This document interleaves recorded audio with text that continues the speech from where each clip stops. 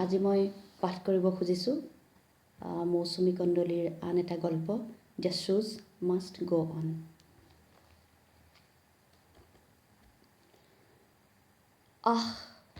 Harley Davidson. Harley Davidson Harley Davidson পিন্ধিলেই সকলো সলনি হৈ পৰে। সলনি হৈ পৰে চৌপাশৰ নৈসৰ্গ আৰু তাৰ নৈৰাজ্য। হাৰ্লি ডেভিডছন পিন্ধিলে ছোৱালীবোৰ মুগ্ধতাত ৰঙচুৱা লেওহেও আৰু ল'ৰাবোৰ ঈৰ্ষান্বিত নীলাভ ক্ৰুদ্ধ। চব্জি মাণ্ডিৰ জাবৰৰ স্তূপবোৰৰ মাজে মাজে দপদপাই ফুৰা দুৰ্ধৰ্ষ দুৰ্দমনীয় সাৰটো আনকি অধুনত। পৌৰুষৰ ভাষা বিশ্বজনীন। হয়, পৃথিৱীৰ সকলো প্ৰাণী প্ৰজাতিৰ বাবে পৃথিৱীৰ সকলো ঠাইতে পৌৰুষৰ ভাষা একে। হাৰ্লি ডেভিডছন পিন্ধিলে পৌৰুষদীপ্ত এক নায়কোচিত ৰাজকীয় ভংগীমাৰে সি বাটে বাটে গপগপাই খোজকাঢ়ে। খোজত বৈভৱৰ চিলমোহৰ মাৰি মধ্যবিত্ত এমেচাৰ ফটোগ্ৰাফাৰ কাম বেকাৰ এই যুৱকটি হৈ পৰে নৃপতি।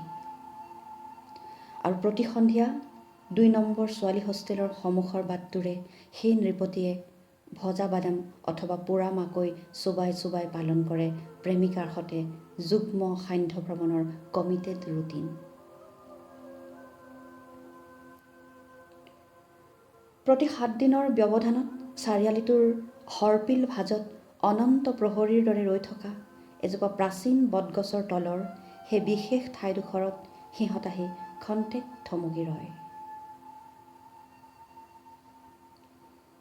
আচলতে চুৱেট চামৰাৰে তৈয়াৰী ঈষৎ সেউজীয়ামতীয়া বৰণৰ হাৰ্লি ডেভিডছনক পালিচ কৰাৰ প্ৰয়োজন নাই।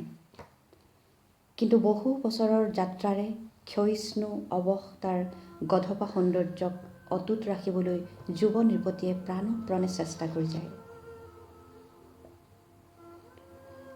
কাঠমাণ্ডুৰ সস্তীয়া চোৰাং বজাৰৰ পৰা কিনি অনা এই জোতাযোৰৰ দৰেই এযোৰ জোতা টাৰ্মিনেটৰ পাৰ্ট 1ত আৰ্নল্ড শ্বাৱাৰ্জেনেগাৰে পিন্ধিছিল। জোতাযোৰৰ আগভাগত ভিতৰৰ ফালৰ পৰা চামৰাৰ মাজত সুমুৱাই তীখাৰ টোপ এটা লগোৱা থাকে। বাইকৰ গিয়েৰত প্ৰচণ্ড কিক মাৰিলেও যাতে জোতাযোৰে কষ্টত কেঁকাই উঠিব নালাগে সেইকাৰণে। আৰ্নল্ড শ্বাৱাৰ্জেনেগাৰৰ এই জোতা পিন্ধি সি সপোন দেখে এখন দুৰন্তবেগী হাৰ্লি ডেভিডছনৰ পিঠিত উঠি সি কাৰ এপাতৰ দৰে হু হুকৈ সমস্ত পৃথিৱীকে চেৰ পেলাই সাফল্যৰ অন্তহীন অনন্তলৈ গৈ থকাৰ। পিছে পিতৃদেৱতাই সকীয়াই, অ' বোপাই, চিকমিকিয়া জোতা পিন্ধিলে শ্ব'মেন হ'ব নোৱাৰিও, সাধ্য সাধনা লাগিব, নহ'লে নিচক শ্ব'মেন হৈয়ে ৰৈ যাবি। হয় হয়, নিচক এটা শ্ব'মেন। কিন্তু শ্ব'মেনৰ পৰা শ্ব'মেন হোৱাৰ বাটটো ক্ৰমে দীঘল দীঘল আৰু কাঁইটীয়া হৈ গৈ থকা যেন লাগে তাৰ। সেইবাবে ভীষণ ৰাগ হয় আৰু এক পাৰাপাৰহীন বিতুষ্টি। কাৰ ওপৰত সি নাজানে। ভাৱ হয় কাৰোবাক যেন এটা প্ৰচণ্ড কোৰ সোধাই দিব। এৰা 1 কিলোকৈ ওজনৰ হাৰ্লি ডেভিডছনৰ প্ৰতিপাত জোতাৰে শত্ৰুক ধাৰাশায়ী কৰাকে গোৰ সোধাবলৈ বঢ়িয়া। কাৰণ কামাণ্ডোৰ বুট জোতাও হাৰ্লি ডেভিডছনৰ সন্মুখত নিশকটীয়া নিষ্প্ৰভ। সেই দুৰ্জেয় হাৰ্লি ডেভিডছনৰে সম্প্ৰতি ঈষৎ নিষ্প্ৰভ হোৱা চমকক পুনৰাই চিকমিকাই তুলিবলৈ প্ৰেমিকাৰ সতে যুৱ নৃপতি আহি প্ৰতি 7 দিনৰ মূৰে মূৰে বটগছৰ তলত থমকি ৰয় আৰু দুখন সমৰ্থৱান ক্ষিপ্ৰগতিৰ হাতে সিহঁতক ক্ৰমাৎ চিকমিকাই অনা প্ৰক্ৰিয়াটোক সি তধা লাগি উপভোগ কৰে আৰু উশাহটো উজাই ভিতৰলৈ টানি নিয়ে বতাহত বিয়পি যোৱা তাৰ চিকমিক চামৰাৰ সুগন্ধি। কি ভাল লগা গোন্ধ।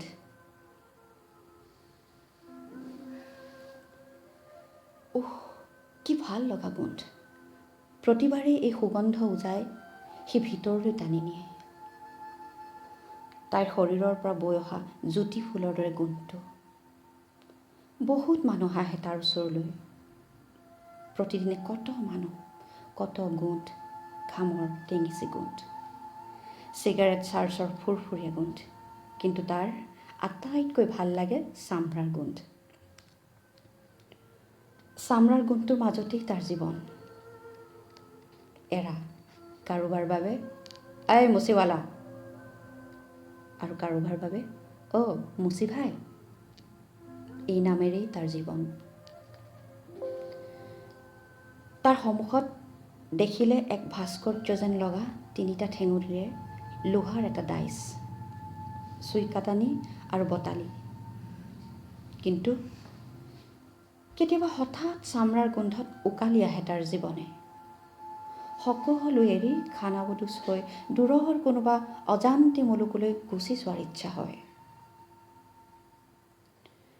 দিনে ৰাতিয়ে মোটা জোঙা কাটানিৰে চামৰা সি ক'লা ফুটা ফুটা হৈ পৰা বাওঁহাতৰ বুঢ়া আঙুলিটোৱে সপোনতে তাক প্ৰাৰ্থনা কৰে, আৰু সহন নহয় ভাই, এতিয়া আৰু মোক এৰি দে, দে দে নিস্তাৰ দে। এলুমিনিয়ামৰ থালখনে কয়, কিমান আৰু শুকান ৰুটি কেঁচা পিঁয়াজ দিয়, অলপ ৰাজমা চাউল দে। গৰমত ঘামি জামি মুধচখনে কয়, এখন বিজলী পাংখা আনি দে। আৰু তেতিয়াই যি সেই মাতটো শুনা পায়। তাৰ ভিতৰতে ক'ৰবাত লুকাই থকা সেই বিশেষ মাতটোৰে তাক চেতনাৰ গোপন গহ্বৰৰ পৰা ৰিঙিয়াই কয়, লল্লা, লল্লা, শুন, মানুহৰ জীৱনৰ বাহন এই ভৰি দুখন। জীৱনত ভৰি দুখনেই সাৰ, সেই ভৰি দুখনকে তই সকাহ চাহাৰা দিয়। এয়াতো পূজা লল্লা, চৰণ পূজা। কেইজনৰ ভাগ্যত এনে চৰণ পূজাৰ সুযোগ মিলে। এৰা পুনৰ সি মগন হয় মানুহৰ চৰণ পূজাত। পুনৰ হাতত তুলি লয় 3ডাল সূতা। মুখৰ আগত হাত এখনেৰে ধৰি লোৱা সূতা কেইডালক মেলি লোৱা ভৰি দুখনৰ বুঢ়া আঙুলিটোৰে পাক মাৰি মাৰি পকাই আনি কঢ়িয়াবলৈ ধৰে এক বিশেষ তাঁতবাতি। ফিন খাই উঠা সূতাকেইডালক একেলগে নুৰিয়াই এডাল কৰি চিলাত মাঞ্জা ঘঁহাৰ দৰে ঘঁহি লয় মৌচাকৰ মম। মৌচাকবোৰ আনি পানীত সিজাই লৈ কি যতনেৰে সি তৈয়াৰ কৰে মৌচাকৰ মমৰ সেই লাড়ু। হাজাৰ ৰ'দ বৰষুণ বোকা পানীৰ খচকনিয়েও নিশকটীয়া কৰি সুলুক থুলুক কৰিব নোৱাৰা জোতাৰ মজবুত শিয়নিবোৰৰ বাবেই সি আৰু মৌমাখিজাকে কি অমানসিক পৰিশ্ৰম কৰি যায়। আৰু সেই মোটা মজবুত কষ্টসহিষ্ণু সূতাৰ শিয়নিৰেই সি পৰিচৰ্যা কৰি যায় অজস্ৰ ভাগৰুৱা বেমাৰী ক্লান্ত অৱস জোতা চেণ্ডেল পাদুকা। আৰু সি পৰম সন্তুষ্টিৰে লক্ষ্য কৰে সেই জোতা চেণ্ডেল পাদুকা পিন্ধি আৰামে ৰঙিয়াল খোজেৰে গুচি যোৱা গৰাকীহঁতৰ ভৰিবোৰ। এৰা জোতাবোৰ আৰু সিহঁতক পিন্ধি অহা গৰাকীবোৰৰ ভৰিবোৰ যেন একোটা ৰূপক, জীৱনৰ ৰূপক। জোতাবোৰ যেন নাথ হামচনৰ সেই উক্তিৰ দ্য ঘোষ্ট অফ মাই আদাৰ। নিম্ন মধ্যবিত্ত জীৱনৰ দ্যোতক হৈ বাৰে বাৰে তাৰ ওচৰলৈ আহে। চলটো ঘঁহি ঘঁহি খহনি খাই এৰাই যোৱা এযোৰ চামৰাৰ চপ্পল, তাৰ হাতৰ পৰশত হেৰুওৱা গৰিমা ঘূৰাই পাবলৈ। এইবোৰ চপ্পলৰ অধিকাৰীসকল যেন সেই সেউজীয়া ভৰুণ পাতে ফুলে জাতিষ্কাৰ গছবোৰৰ শুকান খহটা গা গছবোৰৰ দৰে। ল'ৰা তিৰোতাৰে ভৰা সংসাৰখনক চিৰ সেউজ সৰহ জীপাল পাত ফুল কৰি জকমকাই ৰাখিবলৈকে তেওঁবিলাক হৈ পৰে শুষ্ক নিৰস বৰ্ণহীন একোডাল গা গছ। লিবাৰ্টি জোতাযোৰৰ সেইগৰাকী আকৌ জীৱন বীমা কৰে। ক্ষয় যোৱা চোলৰ জৰাজীৰ্ণ জোতাযোৰ চাই তেওঁ কল্পনা কৰে, কাহানিবা তেওঁৰ জীৱনটোৱে লিবাৰ্টি লাভ কৰে। যেতিয়া আকৌ চিলমোহৰ মৰা সেই উডলেণ্ডযোৰা চিকুণিয়াবলৈ আহে, জানিব লাগে তাৰ গৰাকীৰ আছে ইণ্টাৰভিউ অথবা প্ৰেমিকাৰ সৈতে চিনেমাৰ সেই সম্ভাৱনাময় আন্ধাৰ। সংসাৰৰ তাঁত বাতি কাঢ়ি কাঢ়ি বৰ্ণহীন চেৰেকীৰ সূতা পকাই পকাই বিধ্বস্ত তিৰোতাবোৰে আকৌ চেণ্ডেলবোৰ বৰ আঠে বেঠে আলফুলে ৰাখে। জীৱনৰ ফটা গোৰহাযোৰ থকাত সিদ্ধহস্ত এই তিৰোতাবোৰে কাচিতহে তাৰ সন্মুখত আহি থিয় হয়হি। এদিন মাজৰাতি তাৰ দুৱাৰ ঢকিয়াইছিলহি ভাগৰুৱা এক ৰিক্সাৱালাই। দিনৰ পিছত দিন সুদা ভৰিৰে ৰিক্সা চলাই যোৱা সেই ৰিক্সাৱালাৰ আছিল পৃথিৱীৰ সবাতোকৈ ডাঠ দগধা কঠিন চামৰাৰ দুখন ভৰিৰ তলুৱা। খৰাঙত ফাটি চিৰাচিৰ দিয়া পথাৰৰ দৰে চিৰাল ফটা ছালৰ তলুৱা। ফাটি চিৰাচিৰ দিয়া সেই ছালৰ ভাঁজবোৰৰ মাজে মাজে কিছুমান যেন বিষাক্ত বিষদাঁতহে গজি উঠিছিল। মাটিত ভৰি থলেই বিষদাঁতবোৰে তাৰ ভৰিৰ তলুৱা কামুৰি নেফা নেফ কৰে। বিষজ্বৰত দগ্ধ জৰ্জৰ সেই ৰিক্সাৱালাৰ কেঁকাই থকা ভৰি দুখনত দাইচত পাৰি সেই ৰাতি বটালিৰে চুচি চুচি জোতাৰ তলৰ খহটা চামৰা সমান কৰাৰ দৰেই সেই ভৰি দুখনৰ তলুৱাৰ চামৰাৰ দৰে ছালকো বটালিৰে সি কাটি কাটি সমান কৰিছিল। এই প্ৰথম তাৰ জীৱনত বটালি ধৰি সি থক থককৈ কঁপিছিল।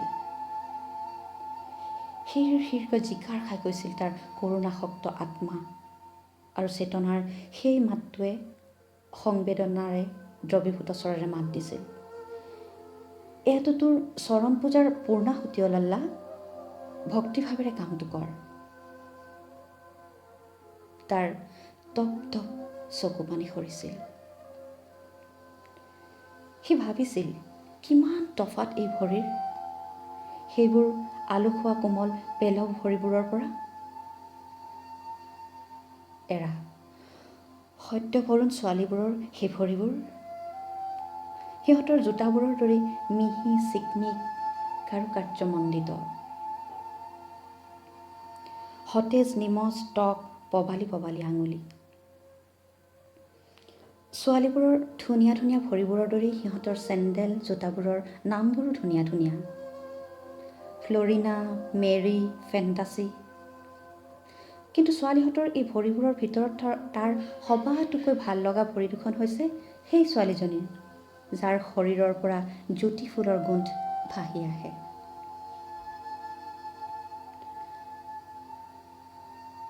প্ৰায় এসপ্তাহমানৰ মূৰে মূৰে তাই আহি উপস্থিত হয়হি হাৰ্লে ডেভিডছন পিন্ধা তাইৰ প্ৰেমিকৰ সতে। অৱশ্যে তাইৰ নিজৰ ভৰি দুখনক সাৱটি থাকে এযোৰ কোল্হাপুৰী চপ্পলেহে।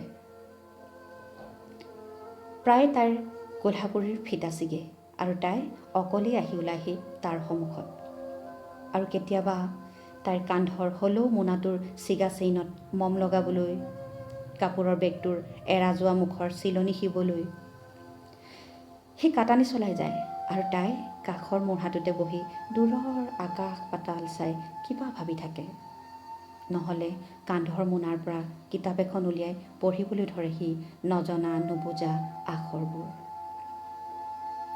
তেতিয়া তাই চুইংগাম চোবাই থাকে আৰু তাকো উপহাৰ দিয়ে বগা মিঠা সেই অমৃতৰ টুকুৰা এটা। সন্মুখত পৰি থকা দুটুকুৰা ডাঠ ক'লা চামৰাত তাই পাতি থয় তাইৰ বগা ঢকঢকীয়া দুখন ভৰি, যেন ৰামচৰিত মানসত শ্ৰী তুলসীদাসজীয়ে লক্ষ্মণৰ চকুৰে বৰ্ণনা কৰা সীতামাইয়াৰ ভৰি দুখন। আমৰ কুঁহিপাত কুমলীয়া বৰণৰ ভৰিৰ পতা।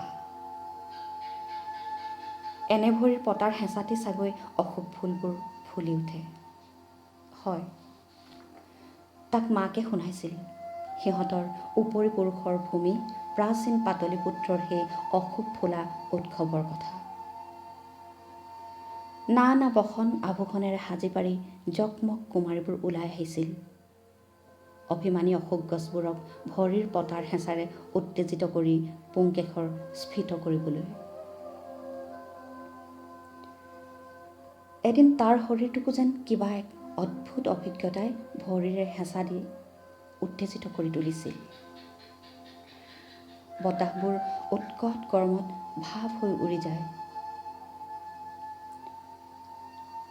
উৰি যাব খোজা এটা গ্ৰীষ্মৰ দুপৰীয়া তাই আহি তাৰ সন্মুখত থিয় হৈছিল আৰু তাইৰ ছাঁটো তাৰ গাত পৰিছিলহি। এই প্ৰথম তাৰ শৰীৰত কোনো নাৰীৰ ছাঁ পৰিছিল। আহ, তাৰ শৰীৰত তাইৰ ছাঁ। অশোক ফুলৰ ডাং খাই উঠা পুংকেশৰবোৰৰ দৰেই তাৰ ভিতৰতো কিবা এটাই থন্তৰি উঠিছিল। সেই কাহানিও হাতেৰে চুব নোৱাৰা এটা অপূৰ্ণ অভিপ্সাৰ পুংকেশৰ। হয়, নহয়, তাৰ ওচৰলৈ অহা সকলো মানুহৰ মাজত সি যে তাইক সবাতোকৈ অধিক ভাল পায়। থনধৰি উঠা সেই অভিপ্সাৰ পুংকেশৰৰ বাবেই কেৱল নহয়, সেই ভৰি দুখন, জ্যোতি ফুলৰ গোন্ধটো অথবা চুইংগামবোৰৰ বাবেও নহয়। সি তাইক আটাইতকৈ ভাল পায় কাৰণ তাইও তাৰ দৰে জোতা ভাল পায়। তাইৰ নাকীসুৰীয়া শুৱলা মাতেৰে কয় জোতাৰ অলেখ কথা কাহিনী আৰু প্ৰেমিকৰ মুখলৈ চাই সাধু কথাৰ দৰে বৰ্ণাই কয় জোতাৰ কাহিনী এটা। তাৰ বাবে অবোধগম্য অথচ অতিকৈ আকৰ্ষণীয় বিচিত্ৰ কাহিনী এটা। এযোৰ জৰাজীৰ্ণ সুতুৰা ছালৰ বুট জোতাৰ কাহিনী। এদিন হাইডেগাৰ গৈ আমষ্টাৰডাম মিউজিয়ামৰ মজিয়াত থিয় হ'লগৈ। মিউজিয়াম এটাৰ মজিয়াত থিয় হোৱা মানে দেৱালত ওলমাই থোৱা কিছুমান বদ্ধ সত্যৰ মুখামুখি হোৱা। সেই বদ্ধ জগতৰ সত্যবোৰে একোটা কাহিনী কৈ যায়। হাইডেগাৰ গৈ থিয় হোৱা আমষ্টাৰডাম মিউজিয়ামৰ দেৱাল এখনতো এটা কাহিনী শুনাবলৈ উন্মুখ কেনভাছ এখন ওলমি আছিল। ভেন গঘৰ কেনভাছ, শিল্পী ভিনচেণ্ট ভেন গঘৰ। কেনভাছৰ সোঁমাজৰ মাটিত পৰি আছিল এযোৰ পুৰণি গধপা বুট জোতা। জোতাযোৰ দেখি হাইডেগাৰ চমকি উঠিল আৰু পৃথিৱীৰ সবাতোকৈ কাব্যিক মাত এটাৰে হাইডেগাৰে সেই বুট জোতাৰ বাবে এক এপিটাফ লিখিলে। এইযোৰ এজনী শ্ৰমজীৱী খেতিয়ক তিৰোতাৰ জোতা। তাইৰ গোলোক মৰা জীৱনৰ এক ৰুদ্ধশ্বাস যন্ত্ৰণাদগ্ধ অস্তিত্বৰ সূচক হৈ জোতাযোৰ পৰি আছে। হেজাৰ মাইল ব্যাপী তাইৰ কষ্টকৰ যাত্ৰাৰ পথচিহ্ন তাৰ সমস্ত শৰীৰত। তাৰ সুতুৰা ছালে বহন কৰিছে কেঁচা মাটিৰ গোন্ধ, শস্যৰ পথাৰৰ সুঘ্ৰাণ। হয়, তাৰ জেপজেপীয়া চামৰাত লাগি আছে সেমেকা মাটিৰ উশাহবোৰ। জোতাযোৰৰ ভৰিৰ গোৰোহাত লাগি আছে জীৱনৰ নিসংগতা আৰু পৃথিৱীৰ নৈশব্দৰ পৰশ। তাৰ শৰীৰত অজস্ৰ পাৰ নোহোৱা শীতৰ ৰাতিৰ মৃত্যুৰ হাতোৰা আৰু ভোকৰ ৰাতিৰ অগ্নিক প্ৰতিহত কৰাৰ বিজয় চিহ্ন। জোতা দুপাতৰ আন্ধাৰ গৰ্তমুখে ঘোষণা কৰিছে এক কষ্টসাধ্য জীৱনৰ দুৰূহ পথযাত্ৰাৰ নিষ্কৰুণ গাথা।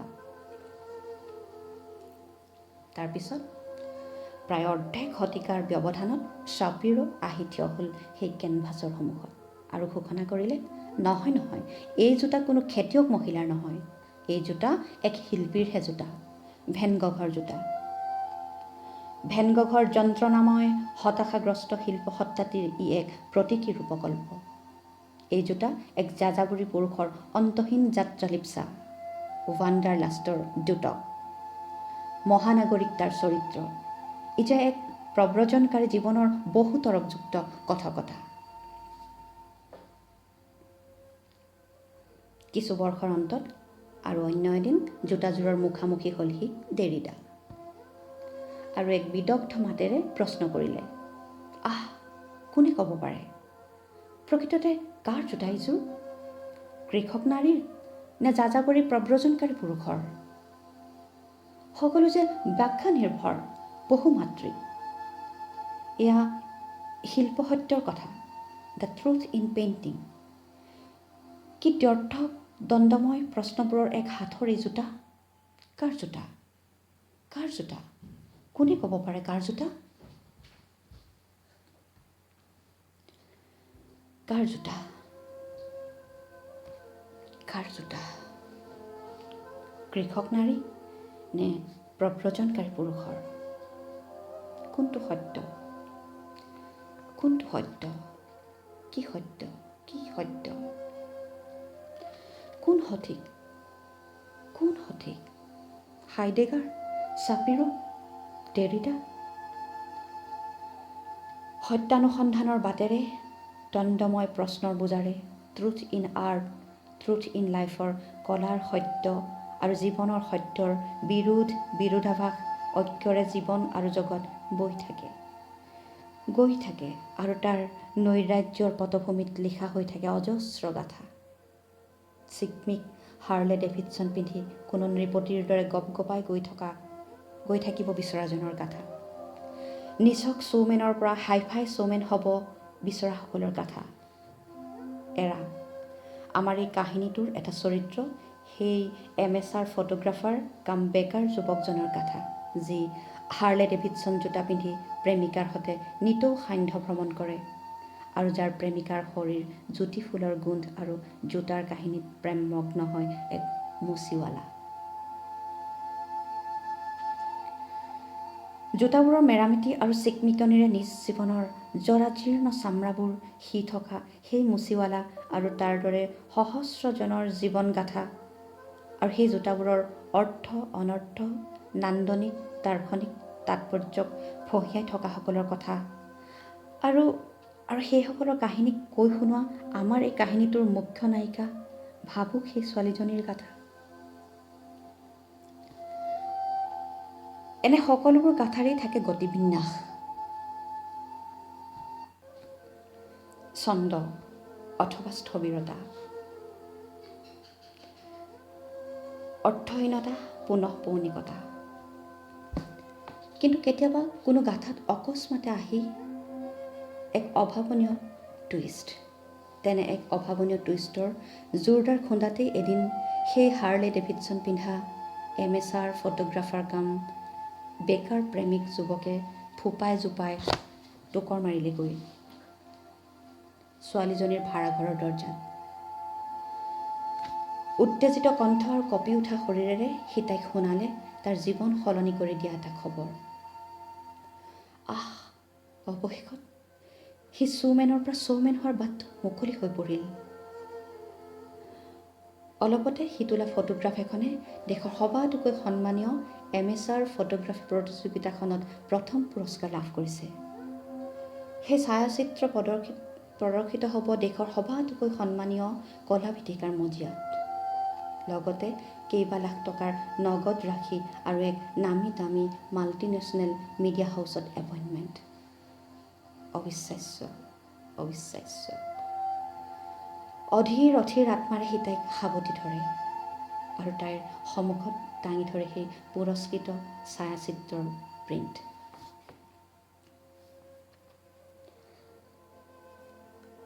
বোমা বিস্ফোৰণত নিমিষতে স্তব্ধ মৃত হৈ পৰা এক নিৰ্মম নিষ্কৰুণ পৰিদৃশ্যৰ স্নেপশ্বট সেয়া। ক'লা বগাৰ চেপীয়া বৰ্ণত উদ্ভাসি উঠা এযোৰ চামৰাৰ চেণ্ডেল, তেজৰ ডোঙা, লপথপ মাংসৰ স্তূপ, চেতেলি ভেদেলি ছিন্ন ভিন্ন জৰ অজৰ জীৱনৰ ভগ্নাশেষৰ মাজত পৰি ৰোৱা এপাত নিঃসংগ চামৰাৰ চেণ্ডেল। তাতে লাগি আছে চেণ্ডেলৰ গৰাকীৰ ভৰিৰ এখণ্ড, শুষ্ক খেৰৰ জুমুঠিৰে গঢ়া যেন এই মানৱ ভৰিৰ। খেৰৰ জুমুঠিৰে গঢ়া তেনে তিনিটা তেজে থোৱা লহুলুহান আঙুলি হোৱা সেই ভৰিৰ ভগ্ন এখণ্ডতে কেনেদৰে ওলমি আছে। কাৰ চেণ্ডেল? কাৰ চেণ্ডেল? কাৰ তেজে থোৱা আঙুলি? কাৰ ছিন্ন ভিন্ন সেই এখণ্ড ভৰি? কাৰ ভৰি? কাৰ ভৰি? প্ৰব্ৰজনকাৰী পুৰুষৰ নে শ্ৰমজীৱী খেতিয়ক নাৰীৰ? কোনো বিতৰ্ক নহ'ল, কোনেও নুসুধিলে, কোনেও নাজানিলে, নে জানিবৰ মন নকৰিলে, সুধিবৰ সাহস নকৰিলে। এৰা, কোনেও নাজানিলে যে ভৰিখন সেইজনৰ। যি চহৰখনৰ প্ৰায়বোৰ ভৰিকে চিনি পাইছিল। তেওঁলোকৰ ভৰিবোৰৰ দীৰ্ঘায়ুৰ বাবে কিছুমান টান মোটা মজবুত সূতাৰে যি সযতনে সি গৈছিল জৰাজীৰ্ণ জোতাবোৰ। এজাক সত্য অসত্যৰ বিষম বিভ্ৰান্তিত ভোগা জিঘাংসু মানুহৰ সপোন এটাৰ বাবে, অথবা এজন যুৱকৰ শ্ব'মেন হোৱাৰ দুৰ্বাৰ আকাংক্ষাটোৰ বাবে, যি শ্ব'মেনে আত্মাহুতি দিলে। কোনেও নাজানিলে সেই লিবাৰ্টি, ফ্লৰিনা অথবা দগধা চামৰাৰ চেণ্ডেলবোৰৰ গৰাকীসকল কোনেও। সেই হাৰ্লে ডেভিডছনৰ গৌৰৱান্বিত অধিকাৰী যাৰ বাবে এই আত্মাহুতি, তেওঁ নাজানিলে। আনকি প্ৰাচীন গ্ৰীচ দেশৰ পুৰুষসকলে পিন্ধা পাক লগা ৰছীৰ পাদুকাবোৰ, এণ্ডি ৱাৰহলৰ উত্তৰ আধুনিকতাবাদী ডায়মণ্ড ডাষ্ট শ্বু অথবা ভেন গঘৰ সেই জোতাযোৰৰ ধ্যানমগ্ন ভাৱময়তাৰে গভীৰ অধ্যয়ন কৰা সেই ছোৱালীজনীও, যাক সি জীৱনত সবাতকৈ ভাল পাইছিল। কাৰণ ক্ষমা কৰিব হে হাইডেগাৰ, হে চাপিৰো মহোদয়, ক্ষমা কৰিব হে দেৰিডা মহাশয়। দ্য ট্ৰুথ ইন পেইণ্টিঙৰ সেই সত্য যে কলাৰহে সত্য মাথো। বাস্তৱৰ পৃথিৱীত কোনেও এনেবোৰ তেজসিক্ত ক্ষয়িষ্ণু অৱসন্ন মৃত চামৰাৰ চেণ্ডেলবোৰক লৈ মূৰ নঘমায়। ৰূঢ় বাস্তৱৰ এই নিদাৰুণ স্বাৰ্থপৰ নিৰ্মম মিউজিয়ামত আপোনা হবৰ শিল্প সত্যবোৰ যেন ডাষ্টবিনলৈ সজোৰে দলিয়াই দিয়া কেতবোৰ উঁৱলি যোৱা ফটা জোতাহে মাত্ৰ। ক্ষমা হে জ্ঞানীগণ, ক্ষমা। কাৰণ ৰূঢ় বাস্তৱৰ এই নিৰ্দয় কৃতজ্ঞতাহীন নৈৰাজ্যৰ মিউজিয়ামত কেৱল মাথো এটা কথাই সত্য, the show' must go on. Anyhow, the shows must go on and on and on. ধন্যবাদ।